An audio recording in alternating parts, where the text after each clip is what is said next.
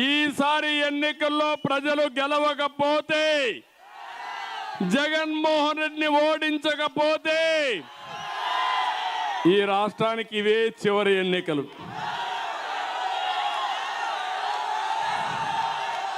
నాకు కాదు, ఈ రాష్ట్రానికి తమ్ముళ్ళు. సహిస్తారా అని మిమ్మల్ని అడుగుతున్నా. సమయం లేదు మిత్రమా. ప్రజా చైతన్యం రావాలి. ప్రతి ఒక్కరూ ఒక బొబ్బిలి పులి కావాలి, గాండ్రించాలి. వైఎస్ఆర్ కాంగ్రెస్ పార్టీని కూకట్ట వేళ్లతో పెకలించాలి, బంగాళాఖాతంలో కలిపేయాలి. సిద్ధమా మీరని అడుగుతున్నా,